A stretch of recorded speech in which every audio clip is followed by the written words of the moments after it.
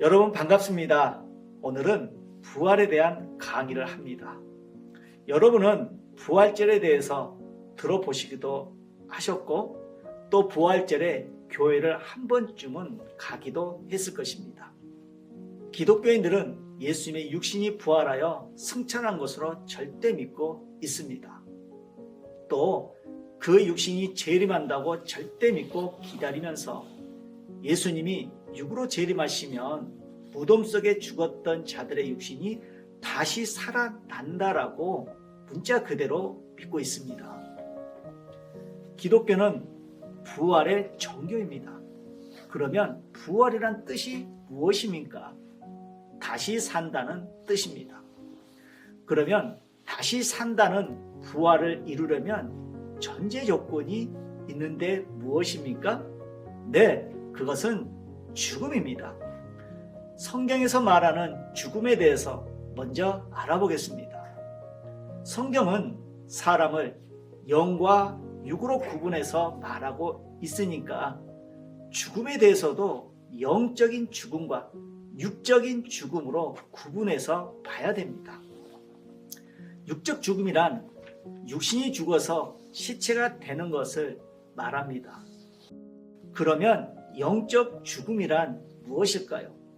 사람이 하나님의 말씀에 순종하지 않아서 그 영혼이 하나님과 관계성이 끊어지는 것을 말하는 것으로 하나님이 보실 때는 그 영혼이 죽은 자라고 합니다.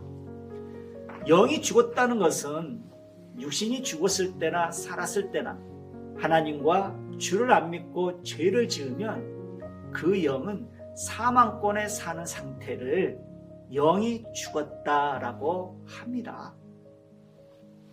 사망이란 어떤 것일까요?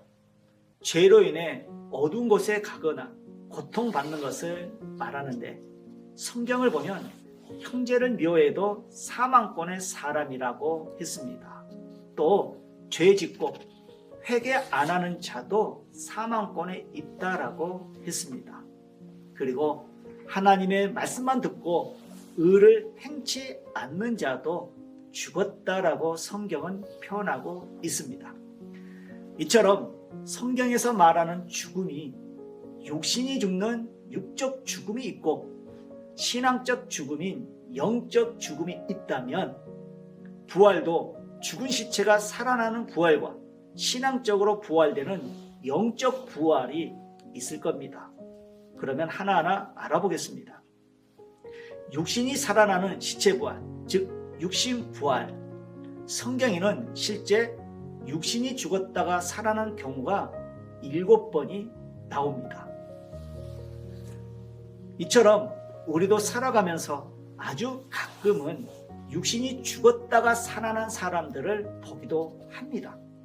그렇지만 그렇게 살아난 사람들도 모두 다 죽었습니다. 또한 예수님이 살려주신 사람 또한 그 육신이 모두 죽고 존재하지 않습니다. 영적인 부활, 성경에서 말하는 부활, 즉 하나님과 예수님을 믿는 자들에게 해당되는 부활은 영의 부활입니다. 즉 예수님은 육신이 죽은 시체들에게 살아나라라고 말씀한 것이 아닙니다. 육신이 살아있는 자들에게 하나님의 말씀을 듣고 신앙적으로 살아나라라고 하신 말씀이었다는 것을 우리는 알아야 됩니다. 진정한 부활이란 죽은 육신, 즉 시체가 다시 살아나는 것이 아니라 예수님의 말씀을 듣고 하나님을 믿고 행함으로 영원히 살아나는 영적인 부활을 두고 말합니다. 즉 영이 사망권에서 생명권으로 나와 변화된 삶의 부활을 의미합니다. 사망에서 돌아오는 부활의 영혼이 되어야 되겠습니다. 부활은 하나님이 보내신 예수님으로 이루어집니다. 다시 말하면 예수님이 전하시는 새 시대의 말씀을 듣고 예수님을 보내신 하나님을 믿고 행함으로 육도 영도 생명권으로 나오는 것을 부활이다 라고 합니다. 여러분, 부활이란 좋은 것입니다. 군뱅이가 나비가 되듯 변화되는 것입니다.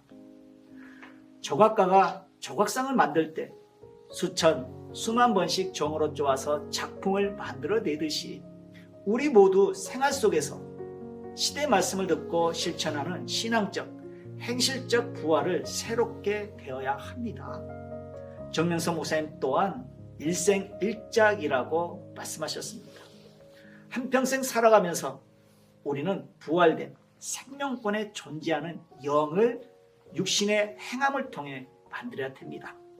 예수님이 오심으로 4000년 구약 종시대에서 신약 2000년 동안 자녀 시대로 부활을 이뤘습니다. 지금 이 시대는 예수님이 영으로 다시 오셨습니다.